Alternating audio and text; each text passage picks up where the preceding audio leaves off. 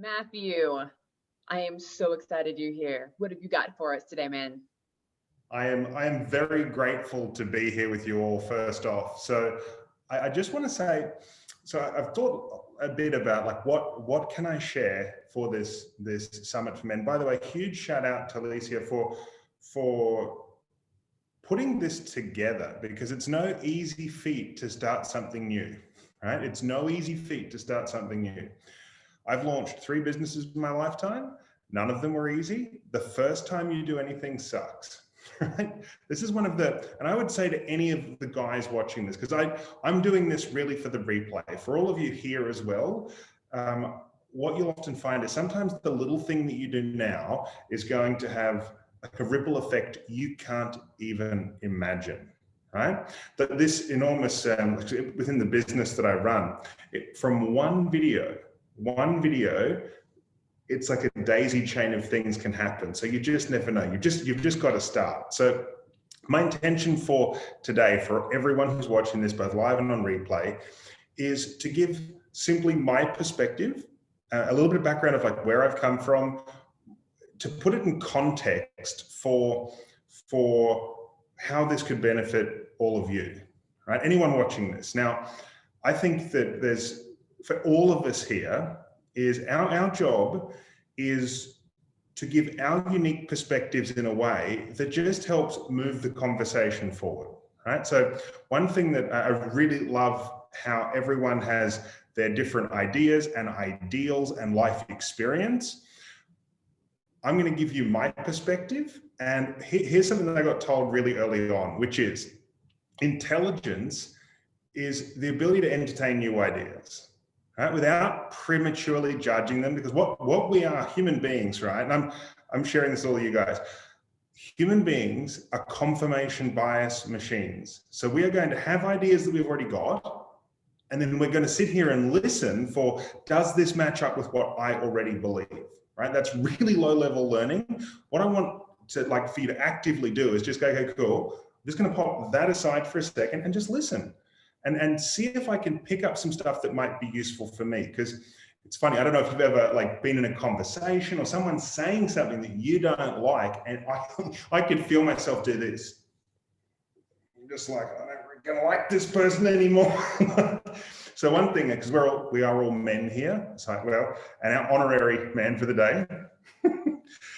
A test of a really good man, I think, is a couple of things. One is the ability to entertain new ideas and just sit and listen, right?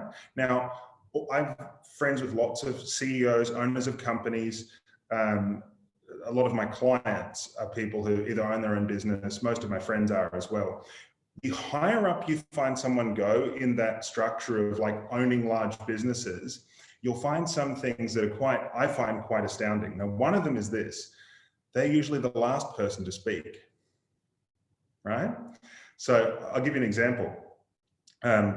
In meetings when things are getting decided, John D. Rockefeller, one of the richest men in history, he used to sit there. They had like an eerie calm about him, and he would just sit there. And they get right to the very end of the meeting. He'd say nothing the whole time. Now that freaks people out.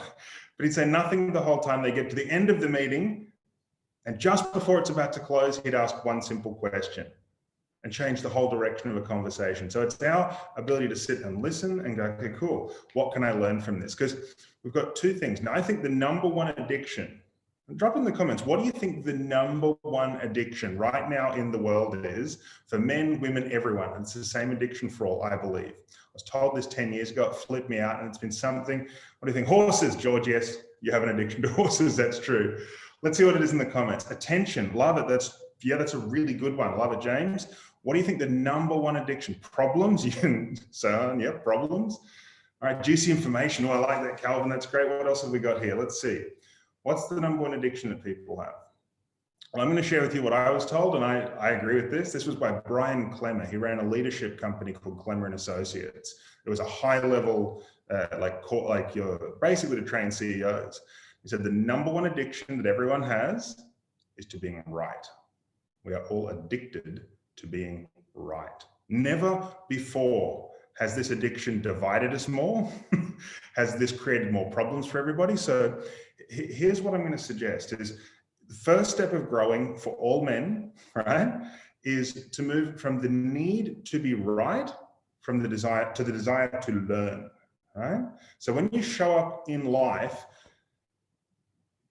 it's crazy. I look at some of the original beliefs that I had when I started in business and in life, and I don't know if you guys could maybe in your own lives see this, but when some of my original, most closely held beliefs, had to toss them out of the window because it turned out they weren't actually that accurate.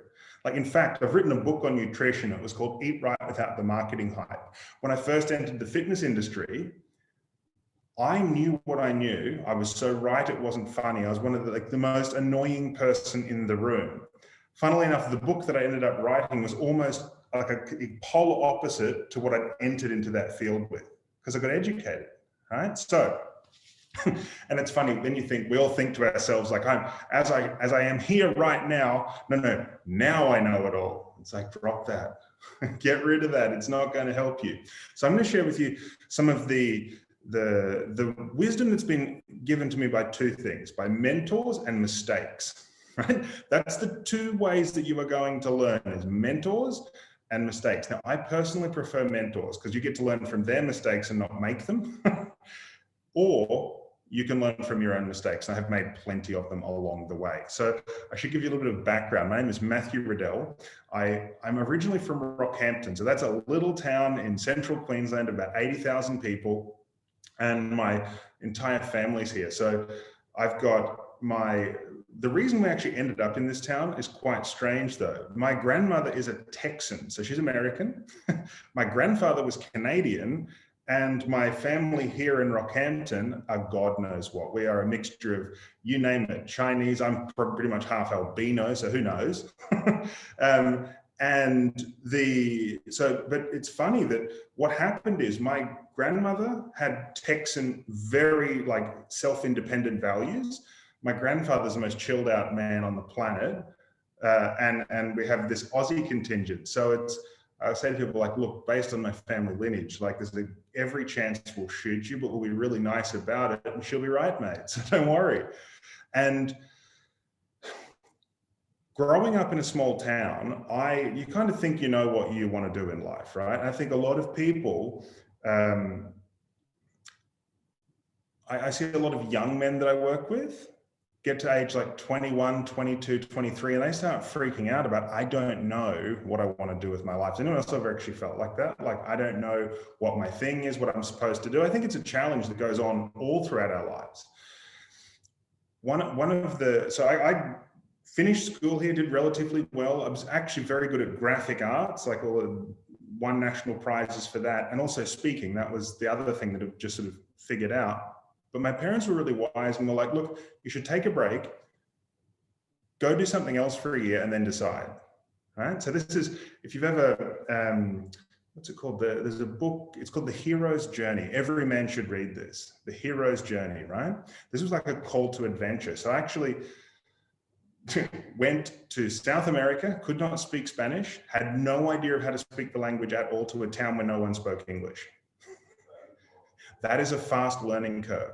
But I learned a whole bunch of things in doing that. And this is particularly for men. And these skills have benefited greatly in all of my careers. So one thing is, when you can't speak the language, I don't know if anyone else has experienced this, 90% of communication is nonverbal. It doesn't matter, right? You always, if you actually stop paying attention to what comes out of people's mouth and just watch their body language, you can pretty much tell what they're thinking. You know, what's someone thinking when they're doing this? They're not engaging with you. They're not interested. If someone's close, lean forward, nodding, you know that, okay, we've got some agreement going on here. One thing that I learned from being over in South America, because I was not an overly popular kid in school in Australia, again, addicted to being right, trying to be the best at everything, pissing most people off. When I had all that pressure taken off and went to South America, got to have a very different experience. I very quickly became the single most popular person pretty much in the entire town. That was a very foreign experience. For a ranger in Australia, a redhead, we're like on the totem pole of hierarchy.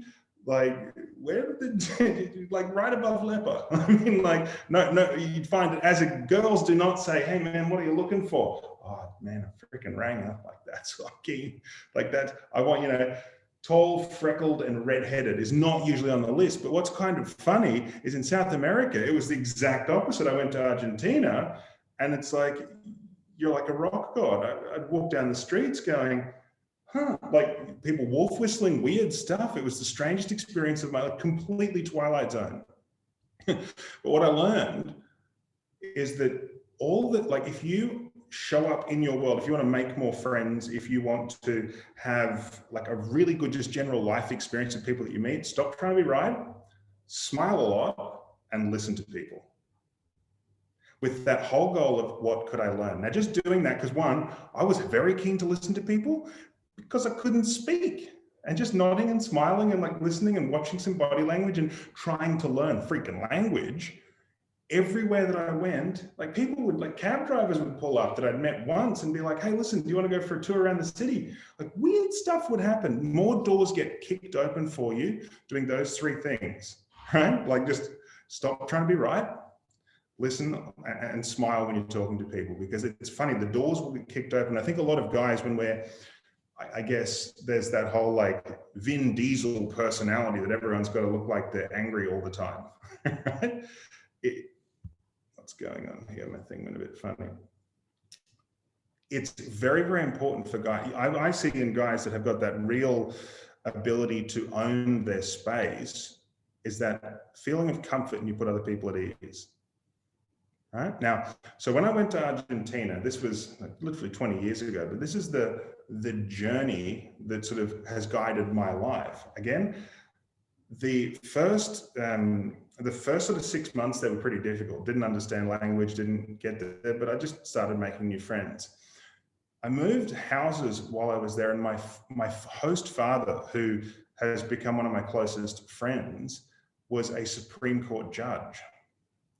Now, that is a very interesting male role model to have. This is someone who is so certain of their actual ability to go through the facts and sort things out. It was so interesting watching how in his professional capacity, the judge, but just in general life, some of the things that I learned is, again, same deal, listen really closely.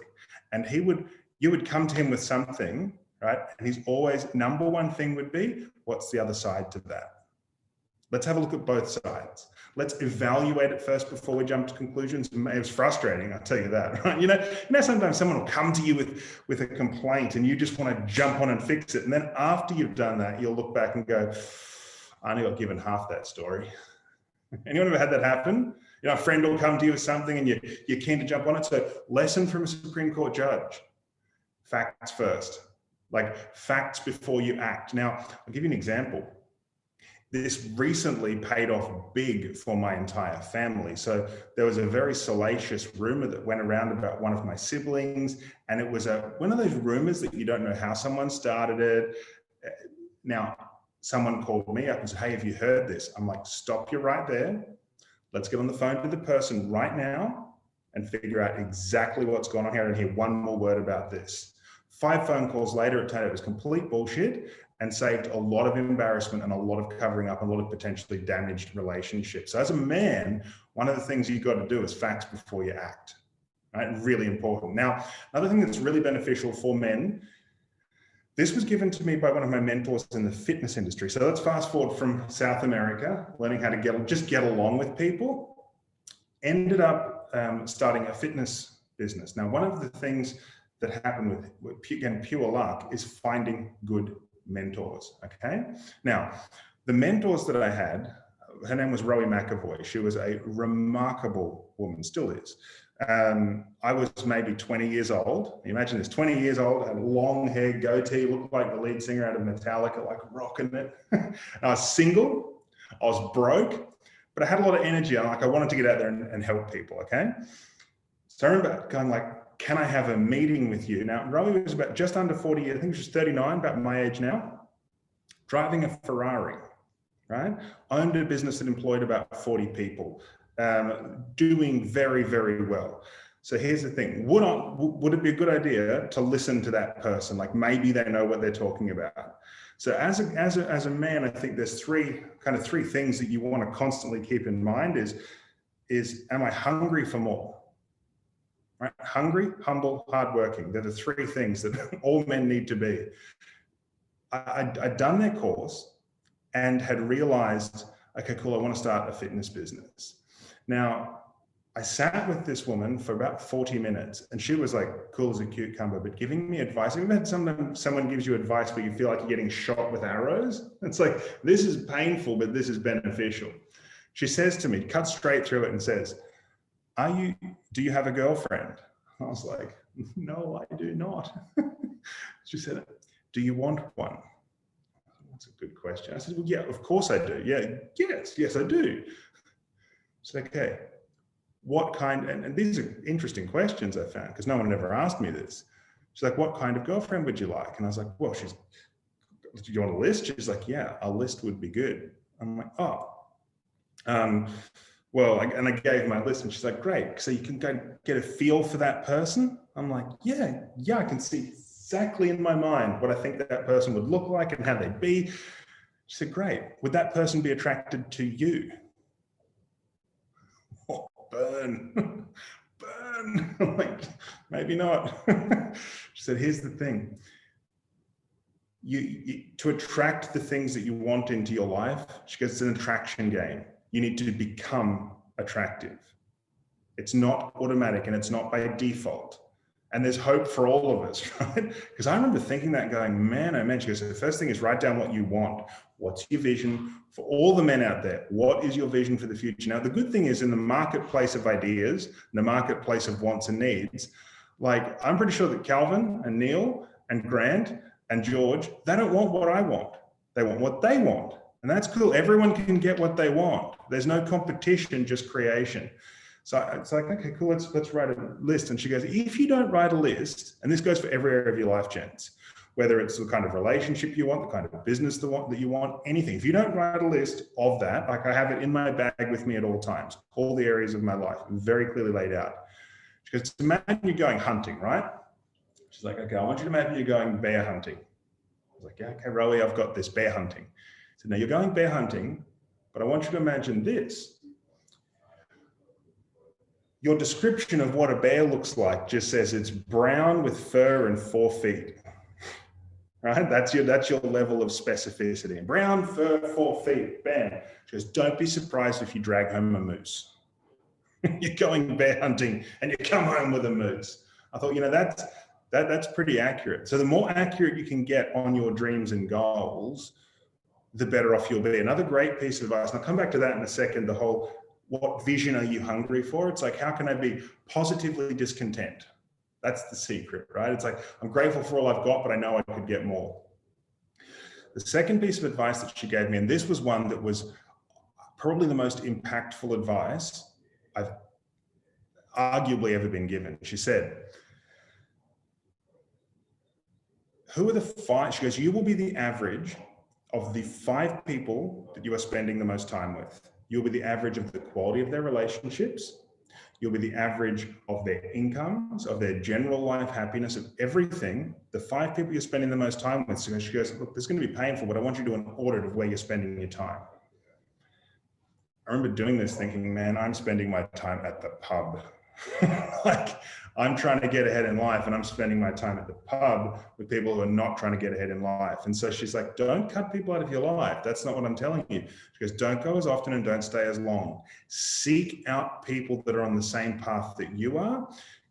Because, and this was an incredible belief to have. She goes, because people who are winning want to help you win if you show up right. I was like, interesting, okay. She goes, what do you mean? She goes, no excuses. People who are winning did not get there by making excuses, so don't you ever make any. I was like, all right, cool, I can do that. She's gone, always dress up, dress well, right? Dress for the job that you want, not the one that you've got. Okay, cool, maybe I got to get rid of this. Yeah, okay, I'm with you. So following these little bits of advice, but I took it on board. Now, funnily enough, being like brand new in business, having no idea what I'm doing, but showing up with a really good attitude, willing to work and willing to learn, receive some of the best mentorship imaginable. That was the only secret. So anyone at any stage who's watching this, if you've got goals or dreams or a vision or something that you really want, that's how you, and being willing to ask, right? Willing to ask, because good people will want to help you. I mentor people from the ages of like right down from like 18 or 19 right now, because I see that it's me paying it forward to trying to be the man and mentor for young men that I wish I had, right? To pay that forward. Because right now we have a leadership crisis going on in the world. The more people that can actually be paying it forward, like I love what you guys are all doing, people need guidance. They need leadership and help, and we are people as well. So your goal is like this. It's like you're spending one hand trying to get, reach up for help, but the other one is actually helping as well. Like you're doing a bit of both, because we learn by studying, practicing, and teaching. Right? So it's like find out what you want to get good at. So in the fitness industry, by having the best mentors, right? That's all it was. Best mentors, amazing attitude, brilliant work ethic, and humble enough to learn. We, within 12 months, age 23, right? 23, people have been in the industry for 2 decades. At age 23, we had the #1 personal training studio in Brisbane. We broke just about every single record. And on top of that, we were like booked solid. I was 23, I had 6 employees, and we were just absolutely booked out. I'd written a book by that time as well. Like it was not because I was brilliant, it was simply because I had really good people and mentors who were impressing big beliefs and big visions that helped me get ahead. Now, I tell you that not because you go, oh great, that guy's done lots of stuff. It's like, no, anyone can do that. Anyone, no matter where you are right now. Like I'll tell you, every single person on here right now, you are not playing the size game that you could be. Like I would say it's a fair call to be like, Calvin, I know, man, you could up your game. You could 10x it if you made the decision to. Like any of us could. And all it comes down to is those 3 things. Am I hungry? Do I have a bigger vision for more for myself? If the answer is yes, cool. What does it look like? Get it in great detail. I don't know how many of you guys have seen the movie The Secret, but I had the great pleasure of actually touring with Dr. John DeMartini, one of the guys who spoke on that, and spent a lot of time with him. Like I emceed for him for just over a year. And the clarity of vision this guy had of how his life was going to look was freak you out. It was like a book this thick kind of thing, like every element, everything, just a life worth living is a life worth recording.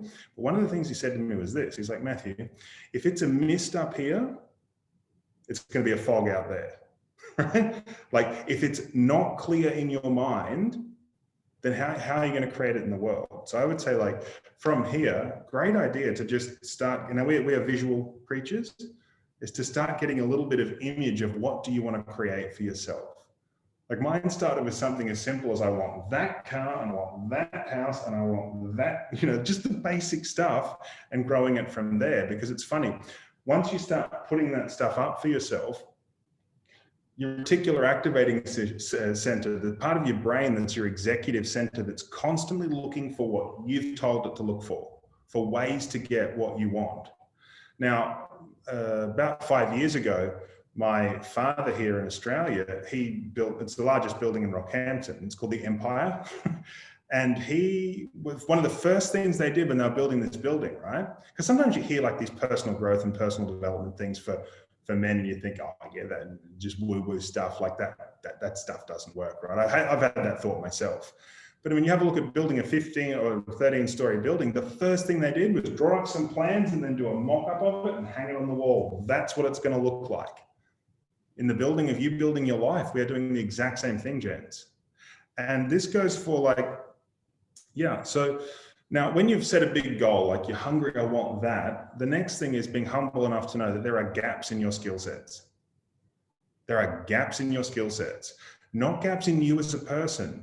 We are all, fearfully and wonderfully made. You've got what it takes to go wherever you want to go. But it's that humility of like, I need to get in and learn the skills. And I'm going to give you an example, like personal relationship one, right? I had set the goal for the kind of woman that I wanted to have in my life. I kind of made the decision, she's probably not going to be attracted to me yet. What are the things that I'm willing to let go of my old self to create the best self of how I want to show up so that I can be attracted to that which I want in business, in relationships, in life, and everything in general. Interestingly, started learning about, well, maybe I was never taught about how to do, like how to engage and interact well with women. Maybe I actually don't know that. That's an interesting thought, right? Maybe I have no idea what I'm doing. And I'm going to tell you this, most guys don't. We all have there's 4 levels of learning, right? So you've got, this is like, everyone knows that friend who's just a badass with women, right? It's like everybody just liked Bill, or everybody liked, it's probably a name like Rebel or something, right? You're like, that guy, Jason Momoa, freaking hell, even my sister likes the guy. And you're thinking, how does he do it? He is what you call unconsciously competent. He just does what he does. My good friend Dom was exactly like that. I have a friend in South America. I hope he gets to see this one day. His name is Juan de Pasquale. Holy shit, Juan de Pasquale just knew what he was doing, but he didn't know why. He was unconsciously competent to it all. Under that, you've got and then you start where I was, which, well, the bottom level is I'm unconsciously incompetent, which means I don't know that I don't know. Right? That's the worst one. That's where I lived a lot of my life, and a lot of people right now live. The next one above that is where you're consciously incompetent. Now that's the one where you're looking at it. Like when I first read the book, How to Win Friends and Influence People, realized, oh my God, I suck with people. No wonder everyone hates me. You read these things and you're like, oh, I'm doing exactly the wrong stuff. You become consciously incompetent. It's like, I now know that I don't know. The step that comes beyond that is conscious competence. It's like, I can do it, but I'm having to think about it. And you're going to go through this with every new thing that you learn. And I'm just telling you this because it was told to me. Started to actually go, okay, cool. Let's pretend that I don't know what I don't know. Let's pretend that I'm not right. Let's go and start checking it out. So my goal is whenever I get into something new, any new field, is to go and just absorb everything on that topic. That's how Elon Musk became the rocket scientist. He does not have a degree in rocket science, whatever that is. He just read all the books. So I would encourage, if you want to master anything, and there was a whole bunch of books that I read on like relationships, where I'm like, I could just get the feeling, like, again, listen to lots of opinions, but form your own. Like I read that book, The Game, whatever that was called, piece of crap, like the worst book I've ever read. It was ridiculous. Basically how to be mean to people to get them to comply to you. I wasn't interested in that, but I actually went and found something that really resonated. Right? Really resonated. It was from one of Tony Robbins' top relationship coaches, and absolutely transformed the interaction because it gave me a roadmap on how to work. And then it was going from, again, I don't know what I don't know. Oh, look, I don't know anything. Let me get in and practice this. And man, the practicing. So for guys, if you guys are single, and it, by the way, it doesn't matter if it's like a straight, gay relationship, makes no difference. These are things that you can practice. So one of them that I made the decision from having a bunch of failed relationships is I wanted to find my life partner. I'm like, I want to find that special someone. The thought that I give to all the young guys that I work with, and one of my young guy that I've been working with for nearly 8 years now is just about to get married. It's very exciting for him, right? Is take your time, but hurry up. Right? So I would suggest with people is when it comes to dating, right? So the dating game, I write this down. It's like, I'm a man of value who adds value. And I'm a man of value who adds value. So it's the thing of value yourself. So when you're going on a date with someone, I would say this is, I'm not here to try and impress anybody. I'm going to show up how I am and who I know I am. But it's to find that person that can be your co-pilot in life. That's what I think part of our journey here in life is. And I mean, for me, I went on a lot of dates to find my wife. And I made a lot of friends, funnily enough, because my goal wasn't there like, how can I get you to like me? It was, hey, listen, I might make, worst case is I'm going to make a friend here. Let's go for a coffee, have a date, I want to find out about who you are. And there's a lot of people where you can just tell no chemistry, no nothing. But when I first dated my wife, the very first coffee date, it was the most extended courting period you could imagine in your life. 12 months wouldn't even let me give her a kiss, right? So as your job as a true story, and I liked it. I was like, this is good. This is good. Like, I'm enjoying this. She rejected me 17 times.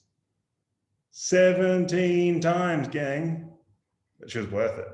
So I'm going to, 3 books that I get every single guy that I work with and mentor to read, 3 books. And by the way, as Elysia said before, is it's, let me just turn that off. The 3 thing, like 80% of the people that I work with are women, right? And this is, I still say, girls, go and read this stuff. 3 books by Robert A. Johnson, He, She, and We. They're 3 independent books that if you want to understand yourself at a very deep level, go and read the book He. If you want to understand how, like the psychology of the feminine, go and read the book She, Robert A. Johnson. And then there's a book called We, which is about how we're meant to get along together and how that's meant to go. Life-changing, transformative, and puts things into a beautiful perspective where we, like as The Rock would say, I know my role. I kind of know how I'm meant to do this. Because I don't think personally that, like, I think we overestimate or underestimate how challenging it actually is. Right? It's actually not easy. That's why so many people suck at it. Right? It's putting in that time, effort, and energy to learn relationships. Now, I mean this. Like, I get along very well with women as a friend because I grew up around women. So in the engineering shed, so my family have a drilling business. And the way it works in the drilling business is you had the kids and the women in the office because outside is very dangerous. It's changed a little, but not that much. We're talking the most heavy lifting, the most dichotomous split between masculine and feminine you could imagine. So that should be off, but anyway, the phone's on silent, but the computer isn't. I know. Thanks, Apple.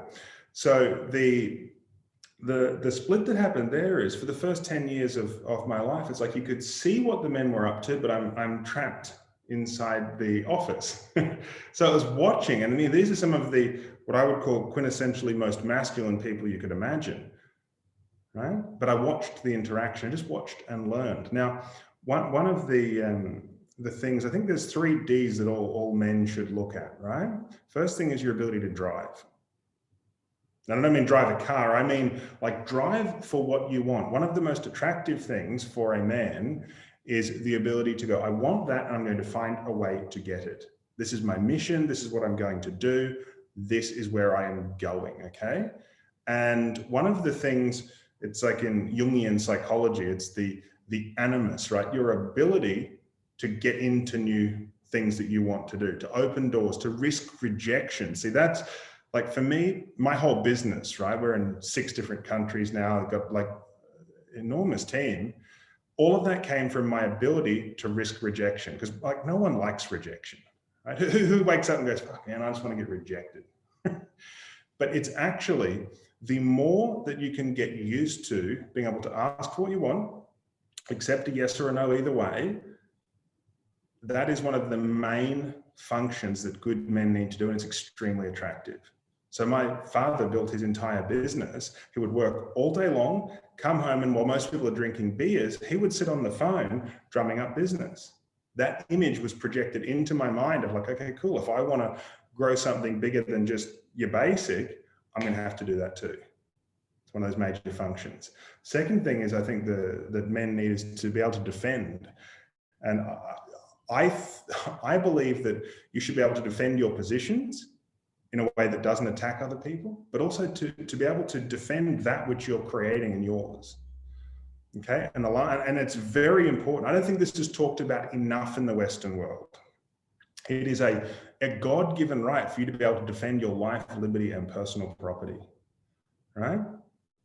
And that is I watched a really good podcast I know you guys will be onto all the podcasts and stuff, but if you listen to an interview, I think it was with Jocko Willink and Dr. Jordan Peterson, one of the best interviews you'll ever listen to on masculine psychology. Those 2 guys are worth following. I had the privilege of meeting Jordan Peterson 2 years ago, a remarkable man. It was just unbelievable stuff. And I've never, he came to Brisbane. I actually met him when I was over in Perth speaking. I'd just flown over for like 2 days. I happened to be on the streets of Perth and I just saw him crossing the street. I was like, no, this is like, get out of the way, because I had my whole team with me. I'm like, out of here. I got to go and see this guy.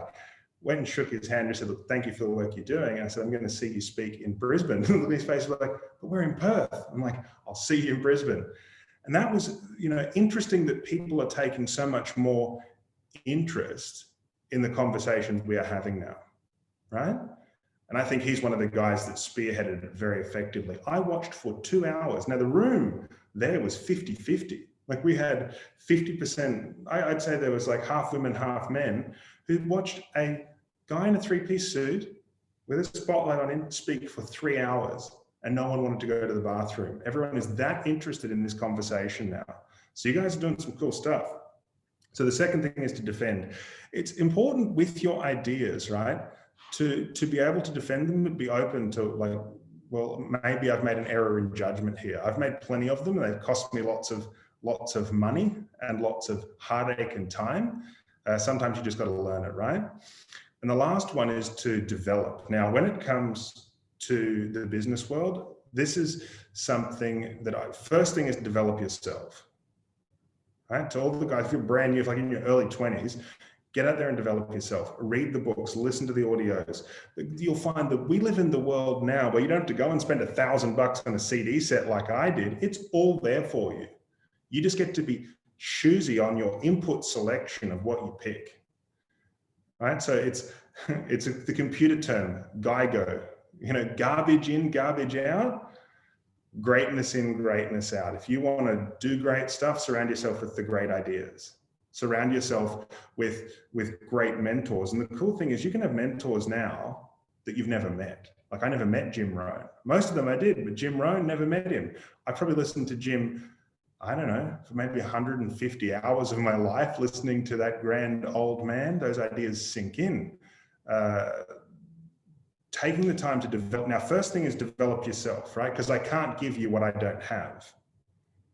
Right? Your ability to lead others is going to be based on your own personal development. Now, my job as a leader for my team, and this includes for both men and women, my job is to help them develop themselves, to help them guide on the right path, to learn the skills, attitudes, beliefs, and behaviors to get to what their goals are. Now, when you're who's seen all these ridiculous videos of like usually guys in their mid-20s who are like the alpha male coach? Who's seen all that crap on YouTube, right? Where you're like, oh my God, another alpha male coach. Okay.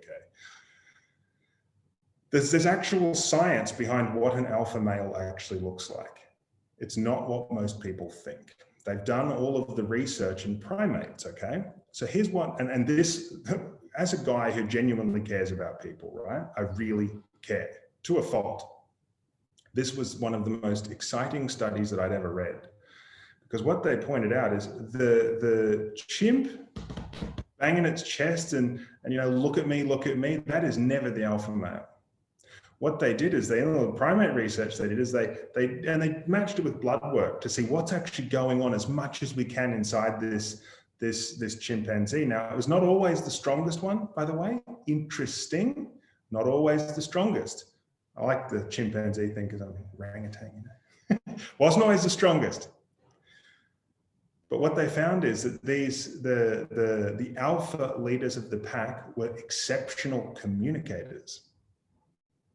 Right? Exceptional communicators, meaning this: the alpha of the chimpanzee pack was the one who would go and sit beside the females that were not part of necessarily their mating brood, but almost sit there and preen, and almost like they're sitting there listening to them. The testosterone levels were elevated in the alpha males, but so were the cortisol levels, because they're taking on the stress and the problems of the entire troop. Right? So if you have a look at good leaders, our job is to take on both the goals and dreams and really get to know and communicate with the people that are in our world and actually be there to care for people. So first thing is when it comes to communication, right? This is my rule when I'm dealing with people, cross culture, cross everything. This works everywhere. Number one thing is you've got to connect with people, right? Who would like my simple, easy formula for connecting with anyone, anywhere, no matter what their background is? It's this. Write these 4 letters down, L-O-R-D, Lord. Ask these questions. Where are you from? Location. Like Khabib Nurmagomedov, location, give me location. Where are you from? Because if I know where you came from, I get kind of a cool feeling for, okay, because one thing, I'm probably going to know people from that area, right? Two, tell me about that, magic words, like asking people, like, where are you from? Tell me about that. What are you doing?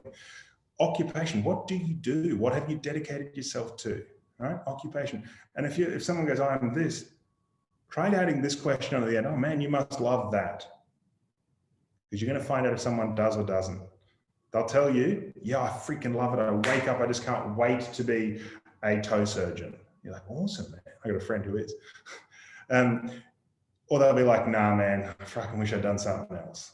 And then you can start a real, actual connecting conversation, right?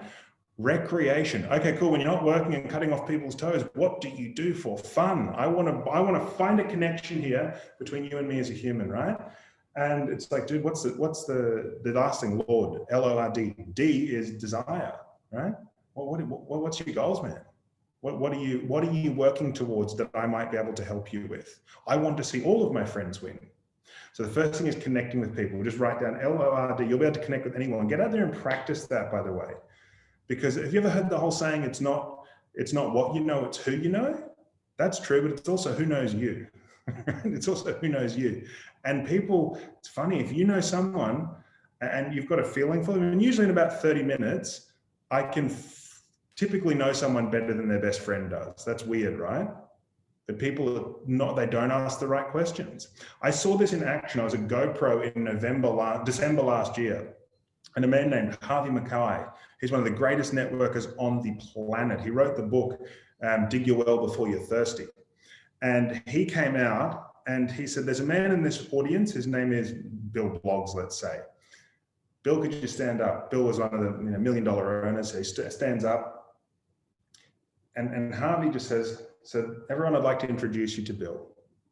And from the notes that he had taken, for 5 minutes straight, he just told everybody everything that he knew about Bill. The guy, Bill, was standing there crying like a baby. He could not believe that someone actually knew him that well. What he was here for, what he stood for, who he was, his kids, his grand. It was an absolutely electric moment. All people usually want, of all races, all backgrounds, all cultures, for someone to understand them, of where they've come from and where they want to go, right? Who they are and what they do. So across all cultures, you've got to connect with people. You've got to really care about them. If you want to lead people and you don't care about them, you'll only have positional leadership. If you really want to have transformational leadership, people have to know that you care. And the last thing is communicating.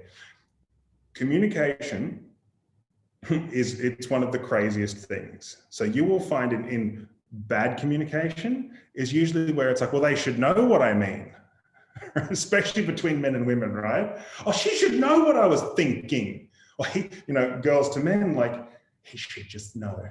He should know what I was thinking. I mean, man, I watch it. So one of the things that I always want is precise communication and constant communication. If there's a change, communicate it with someone. Right? My wife, Brittany, is an amazing communicator. I love this woman with every ounce of my being. She will tell me, right, this is why you want a good co-pilot. She doesn't let me get away with anything. And she will communicate it in masculine terms, which is directly, right? Like, that's not okay. That's not cool. I'm just communicating with you. I'm like, thanks, babe. No dramas at all. All good, right? Just being heard. Now, communication between men and women, there's again a lot of really good research that I wish I'd been taught this stuff at school, right? To all the men out there, this is the stuff that I wish would have been much more valuable than trigonometry or calculus, right? Or the stuff that I've never used in life, but this stuff would have been really valuable. In relationships between men and women, particularly romantic relationships, one of they actually studied a whole lot of people to see who made it and who didn't, and what were the deciding factors that made that happen. Right, on the topic of communication, who would like to know some of what was it? What stuffed up relationships? When did it go wrong? Interestingly, and I share this with the women in my life because I want to see lots of happy couples. It's good for me, it's good for everyone, it's good for society. For women to men, the thing that started to happen that broke up their relationships, and they really did follow couples around doing this, the thing that broke up the relationships for them was when, and to the men out there, you're going to know this when I tell you this, you're going to be like, oh my God, that's so true. It was when she started picking on him, right? Started like, why don't you do this? Why don't you do that? Why don't you do this? Why don't you do that? Why don't you do this? The little picking on things, right? Now, some of it's legit, right? You know, you keep leaving the toilet seat up, whatever, I don't know. But the constant nagging of feeling like, gosh almighty, I just feel like I'm being attacked constantly. Because guys, we actually have fairly thin skin when it comes to our closest other. That's the one that hurts the most. So interestingly, what the solution to that is that, and for women to be able to creatively work with their men, and just, it's like treating him like a king. It is incredible. I watch the couples that I have, that they have marriage meetings once a week, right? As in, like, let's just sit down. This is our opportunity to go through what's pissing me off, what isn't, and then you can go work on it for a week. But for the rest of the week, I'm going to treat you like a king. You're like my hero. And it's funny because you look at when women get cheated on, it's typically often, I should say, because someone else has taken that role.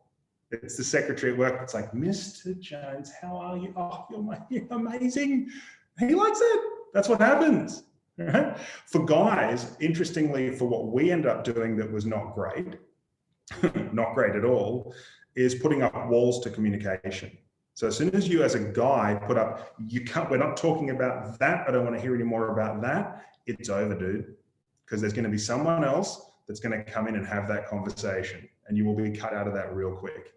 That was the number one, what they called the kill shot for the relationship, was as soon as you brick up a wall of we're not talking about there or we're not going that. So as a guy, I'm always concerned. I'm giving this just like fire hose level because it's been so valuable in my experience to know this stuff that I was totally unconsciously incompetent of before. Right? So if you're doing little things that I do, right? Like leaving like the corners of shit around the house, like, little tear off things, I leave that around the house. So don't do that. Like little stuff that brings on that, don't do it. So these are like just simple things, right? Constructs and ideas that you can go, okay, cool, for guys, that might help. That might be beneficial. Now, when it comes to leadership, same thing in business. Because 80% of the people that I deal with are women in business, right? One thing that every woman that I work with, I understand, because I get phone calls, like those 2 phone calls was someone that's in my team, right? They're going to want to have a chat about stuff. The temptation is to resist the need to fix things, right? Like guys, we as men, we are creatures that want to fix everything. The goal is when one of the girls that you're leading or working with, or someone comes to you with a problem, my goal is to just ask questions and make sure my goal is this, that you feel heard. Like, man, that sucks. What can I do to help? Right? Another really good thing. So I've lead a substantial team of people, and it's a volunteer army. So people can leave at any time they choose. That's one thing I love about network marketing. It's been my number one career for 13 years, full-time for the last 8.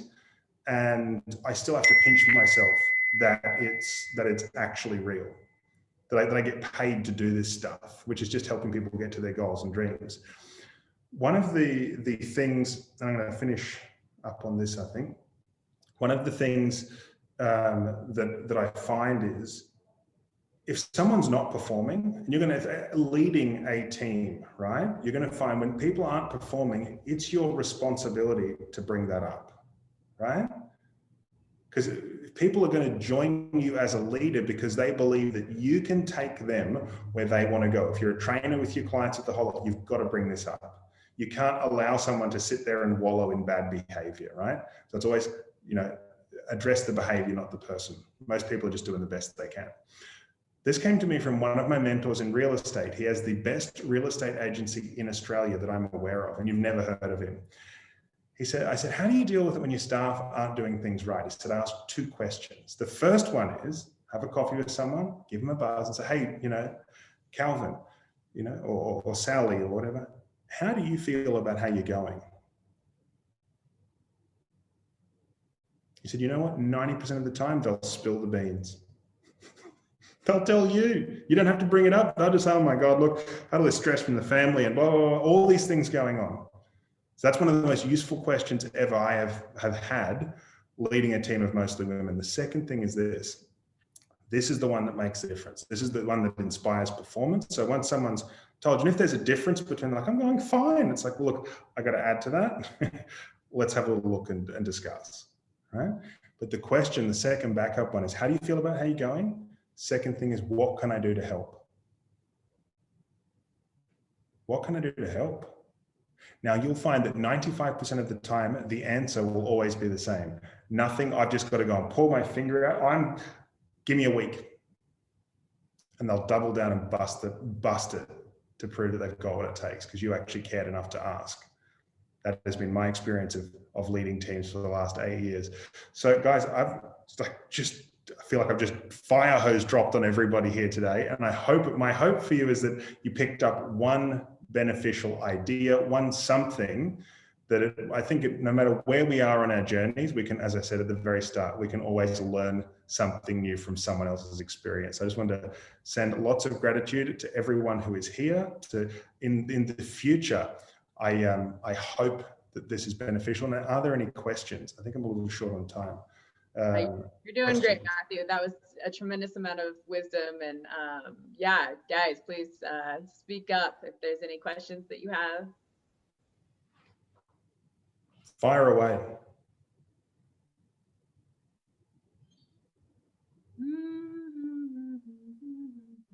I'm happy if there's no questions, but if there are, you go for it. Yeah, I don't really have any questions. There's just a lot of great material to like mull over and think about. There's a lot of very relatable material. Thanks, Neil. Appreciate it, brother. Three more books. The three. What do you mean by three more books? The three that I mentioned, or three more in general? Right, three more books. So some of the best books that I have. And again, I guess learning becomes a bit of an addiction. So I think I've got a library now of about 1,000, and I'm not making that up, about 1,000 books.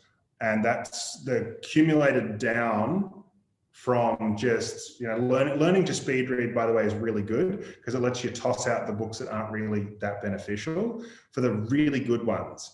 I would say the best book I've ever read is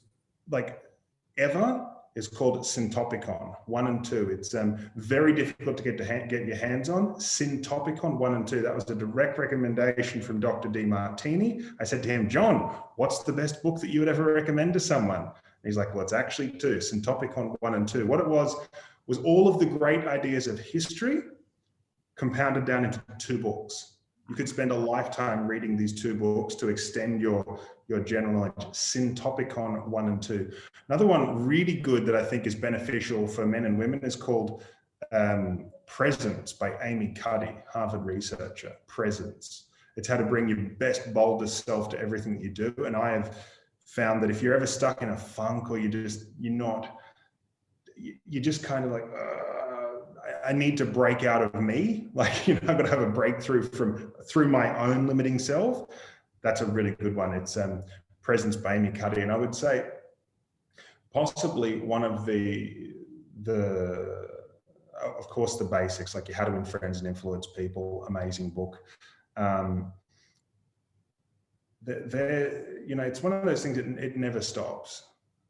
It never stops. I think for guys, the book He by Robert A. Johnson, just it'll let you sort of get in touch with the deeper feelings that we feel, why we have them and what to do about them without ever having to kind of come out, to have a very rounded version of what masculinity looks and feels like. It's one of the best books I could recommend.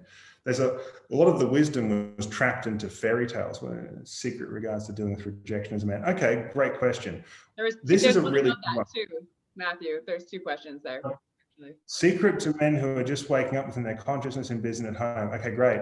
My secret would be this. surround yourself with 5 people that are also doing the same thing, man.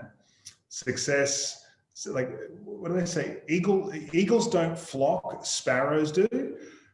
But you can find an eagle pack. Like, I have, some of my mentors have been on the business rich list, have built amazing businesses. When you're hanging around people that are on the level where you want to be, you'll be drawn up there. So I would suggest, like, hang around people that are on that same journey. Hence why I love meeting all of you guys. The second one there, secret to dealing with rejection as a man. It's this. Like in business, rejection to me means nothing, because and that took a lot of mucking, like a lot of deep soul searching. And the best way I could say is this. Michael Port wrote a book called Book Yourself Solid, worth reading. He talks about it in that. But, you know, if you have a nightclub, I want you to imagine that your business is a nightclub, let's say, and you're only allowed 80 people in that nightclub. Let's say you're a coach and you're only allowed to have, like, I think the most coaching clients I've had in 1 week was like about 70. Right? So, and like, that was booked solid for me. But the deal is, have a red rope policy, right? As in, who are you going to let on? What kind of person do you want to work with? So it's, again, I'm a person of value who adds value. Understand how valuable you actually are, what you offer to the marketplace, and the kind of person you want to add value to. So that when I would interview clients to be a personal training client of mine, 1 out of every 3 I would recommend to a gym. I was not trying to get everybody. I'm like, look, based on everything that we've gone through, I'm not the right person for you, but this person is. My goal is to solve a problem. So when you're in business, it's that temptation of, don't try and be everything to everybody. Know who you are, know what value you add and to who, and be willing for you to say no to others. It's the same thing when you're going to, like, date girls or date a partner. Is too many guys I see are like happy puppies. They're like, oh my God, she's just amazing. And look at how, it's always how she looks, right? That's how it starts. But it's like, you know nothing about that person. She should have the most annoying voice on the planet. She could drive you nuts. Rather than think like turning her into some sort of, deity, go and say hello, right? Your job is to do that much. Her job is to hold your attention, right? If she's like, hi, how are you? I'm like, great, I'm going to get a coffee. Boring as hell. Like, that's, I'm dead serious. Like, because if you're finding nothing wrong with that, it's just knowing your value. It's like, I'm a great conversationalist. If I chat to someone for like a minute or two and it's like trying to pull teeth, I'm not going to do it. I'm not interested. So that's why I'd say, drop off the whole, oh my God, she's so dreamy, and just go and talk, chat. My wife and I met because I was willing to, I met her and I was like, hey, tell me, use the Lord, like, where are you from? Found out everything about her. And I'm like, okay, so you're writing a book. Awesome. Look, I've already written a book. If you ever need help, just give me a buzz. Here's my number. It would be great to stay in touch. Looks like you're going places. That was it. That's how I met my wife. And then she called me about a month later and we started going back and forward. Then there was multiple coffees and then I hit on her because I was like, I'm not getting in that friend zone. I was very clear about that, but it took like 12 months. I was like, that's cool. I'm looking for a co-pilot. I'm okay if it's an extended interview process. So that's when it comes, there's no rejection there because you know what you're looking for, and it's okay if someone doesn't fit your bill. I hope that helps. Awesome. That is fantastic, Matthew. Thank you so much for the tremendous value that you brought today, and not at all surprising. You do a lot of great things in the world. So yes, thank you so much. Australia delivers again.